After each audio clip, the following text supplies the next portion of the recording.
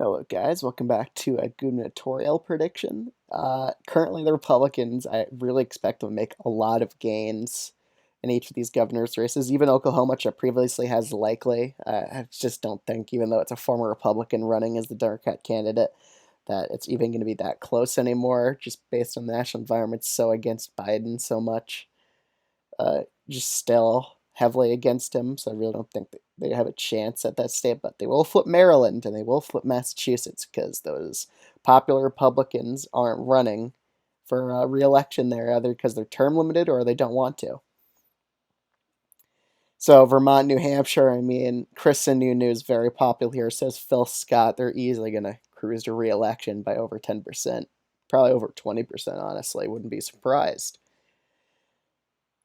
The states of Rhode Island and Connecticut. Again, these states I think will be fairly competitive, but I do think Democrats are still going to hold their own in each of the states. Connecticut's probably going to be the most competitive one out of all. Like maybe you could even go to lean territory. I'm assuming it stays likely. So, state of Alabama, it's going to be solidly Republican. Hawaii as well, probably solidly Democratic, even the incumbent Democratic governor there has bad approvals. I don't think that's really going to hurt Democrats' chances there. And California, you got Gavin Newsom. He easily won re-election in the recall. They'll easily win it again here in 2022. Oh, the state of Oregon. We could see a very competitive race in the state of Oregon, considering I'm pretty sure the independent candidate is running the state of Oregon and they actually getting a decent amount of votes.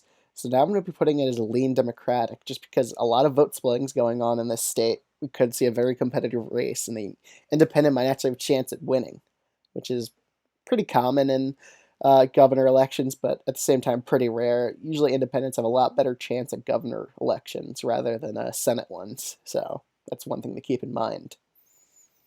In Kansas, I don't think the Democratic incumbent has any shot at keeping the seat. I think it's going to be likely Republican, maybe even solid. Texas and Florida, also don't think the Democrats with Beto O'Rourke have a chance here. Or with, what was that guy called? Oh, I just remember. I forgot the guy running for Charlie Crist. That's the guy running for Florida's race. He's the stronger candidate Democrats should choose, but still going to be likely Republican. Could get to lean if he runs a really amazing campaign, but I doubt it. Ohio, I just think no matter what, they're reelecting any sort of Republican in Ohio. I don't think the Republicans are going to even have a chance at losing this race. And honestly, I might say the same for Iowa, but I think Christie, or the current governor in Iowa for the Republicans, doesn't have the worst approval ratings, and honestly, they'll probably hold on here, but it'll be by a likely margin. I think over 10%. So the state of Colorado, I also kind of don't really expect this governor race to be that competitive. New Mexico will be a bit competitive because the Democratic incumbent is underwater in terms of approval, so it'll be fairly competitive, but I think they'll hold on. So the state of Nevada and Arizona.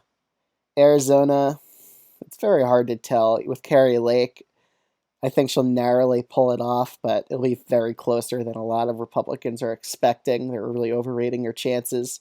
In Nevada, I also think Sisolak will narrowly pull out a victory here against all the odds. I think he'll pull it off. Polling shows it's a very tough race. He has decent approval ratings, so I think he'll barely hold on here. State of Georgia, Stacey Abrams at this point, it's pretty much over for her campaign.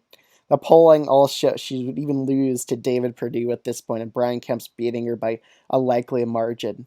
So if Brian Kemp gets a nomination, he might win it by a likely margin. If David Perdue, he probably would win it by a lean. So I'm going to put it as lean for now. I think maybe if it's Kemp versus Abrams, Abrams with really good turnout could get this race down to single digit, like down below 5%. So I think it'll be a lean margin. Let's head to Maine. Maine, I think the Democrats going to barely, well, not barely, win it by a decent margin of 3%.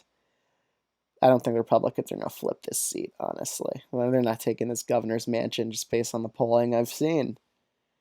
In Pennsylvania, it's really hard for a party to win more than 8 years. in the PA governor's race. So I don't think the Democrats are going to hold this race. I think the Republicans are actually going to narrowly flip it in favor of them. In the state of Wisconsin, I think Tony Evers is basically done here. His approval rating's really going down very, very fast. I think he's going to get defeated in this governor's contest. In the state of Minnesota, this governor's race has also become a bit more competitive in terms of polling, but I think the Democrat will hold on here and win. Then we go to the state of Michigan, and honestly, it's going to be an extremely competitive race. It'll be probably the most competitive race in 2022. It's going to be a battle of turnout, honestly, and I do think Gretchen Whitmer, I think she'll get enough public sympathy, and I still think she'll hold on. So nothing really changed in my gubernatorial prediction from the last time I made one.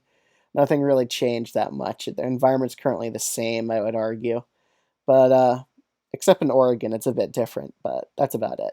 Let me know what you think of this prediction in the comments below. Like, comment, subscribe, and I'll see you guys in the next video.